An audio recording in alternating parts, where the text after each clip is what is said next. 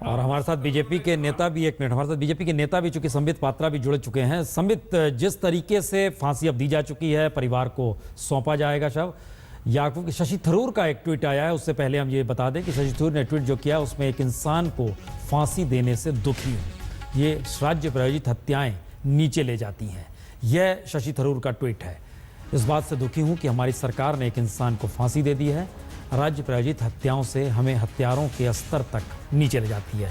संबित, अलग अलग तरीके की प्रतिक्रिया, लेकिन अब सामने एक बड़ा चैलेंज ये भी है कि मुंबई में चूंकि उनको दफन किया जाएगा और उसके लिए मुंबई पुलिस तैयार है, सुरक्षा व्यवस्था पुख्ता की गई है। 11 बजे बयान सीएम का क्या होगा, हम लोग इसका भी इंतजार कर रहे हैं। लेकिन अब क्या न्याय की दिशा में एक ऐसा कदम बढ़ा है जो 93 के ब्लास्ट में इतने लंबा वक्त गुजर गया, 22 बरस, क्या ये लगता है कि रेयर ऑफ रेयस्ट केस मानते हुए जो फांसी की सजा दी गई है वो एक मैसेज है, या फिर जो अब दिग्विजय सिंह का ट्वीट आया या शशि थरूर का ट्वीट आया, ये एक सवाल है? संबित, नहीं, देखिए, मैं पहला सेंटेंस जो कहना चाहूंगा वो दवे साहब, जस्टिस दवे, उन्होंने परसों जो कहा था कि जो सिनर होता है, जिसने गलती की होती है, अगर राजा उसे सही पनिशमेंट नहीं देता है तो वह राजधर्म नहीं होगा, वो राजधर्म के पद से च्युत होना होगा।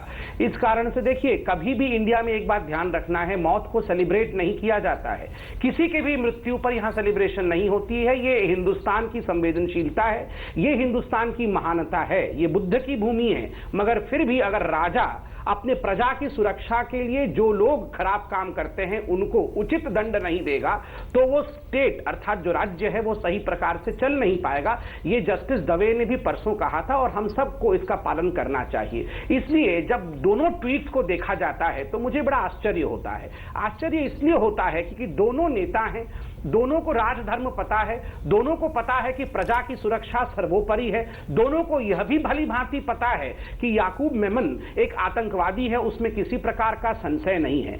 जहां तक दिग्विजय सिंह का सवाल है, देखिए, दिग्विजय सिंह जी को कोई भी सीरियसली नहीं लेता और मैं बिल्कुल खुले मन से कह सकता हूं कि दिग्विजय सिंह आज जो भी ट्वीट करते हैं वो केवल न्यूज में आने के लिए ट्वीट करते हैं। अगर वो कंडेम नहीं करते, अगर इस प्रकार का ट्वीट नहीं करते तो आज हम दिग्विजय सिंह को डिस्कस ही नहीं कर रहे होते, वो राजनीति के पेरिफेरी में होते। और दिग्विजय सिंह को यह भी पता, हम सबको पता है पुण्य जी, कि जब ओसामा बिन लादेन की भी मृत्यु हुई थी तब भी दिग्विजय सिंह जी ने ओसामा जी कह के संबोधित करके एक माहौल खड़े करने का प्रयास किया था।